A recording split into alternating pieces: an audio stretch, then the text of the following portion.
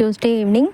இனிமேல் வெயில் காலம் ஸ்டார்ட் ஆகிடுச்சு. எந்த வீட்டில் பார்த்தாலும் மோர், கூழ் இந்த மாதிரி ஐட்டம்ஸ் தான் நிறைய இருக்கும். ஸோ இனிமேல் நீங்களும் உங்கள் பாடியை கூல்டன் பண்ணுறதுக்காக கடையில் விற்கிற பேக்கிங் ஜூஸ்லாம் குடிக்காமல் இந்த மாதிரி இளநீர், மோர், கூழ் அந்த மாதிரி வாட்டர் மெலன்லாம் சாப்பிட்டு பாருங்கள். பாடி ரொம்ப ஹெல்த்தியாக இருக்கும். இந்த வெயிலுக்கு அதுதான் கரெக்டாக இருக்கும். இப்போலாம் நான் காய்கறி வேஸ்ட்டுங்களாம் தூக்கி டஸ்ட்பினில் போடுறதே இல்லை. கொஞ்சம் கொஞ்சமாக கலெக்ட் பண்ணி வச்சுக்கிட்டே இருக்கேன். ஏன்னா செடிங்களுக்கு உரமாக யூஸ் பண்ணிக்கலாம் அப்படின்னு சொல்லிட்டு. நீங்களும் செடி வளர்க்குறீங்க அப்படின்னா காய்கறி வேஸ்ட்டுங்களை தயவு செய்து தூக்கி போடாமல் கலெக்ட் பண்ணி செடிங்களுக்கு உரமாக கொடுங்க. நிறைய பேர் செடிங்களுக்கு உரம் போடுறேன் அப்படின்னு சொல்லிட்டு இந்த வேஸ்ட்டுங்களாம் அப்படியே முழுசாக செடிங்க மேலே தூவி விட்டு வந்துடுவாங்க. அப்படி பண்ணுறதுமே வேஸ்ட்டு தான். ஒன்று செடிங்க மேலே போடுறீங்க அப்படின்னா நல்லா மக்க வச்சு மண்ணு கூட மிக்ஸ் பண்ணி அதுக்கப்புறமா போடுங்க. அப்படி இல்லாட்டி ஃபெர்டிலைசராக கன்வெர்ட் பண்ணி ஊற்றுங்க.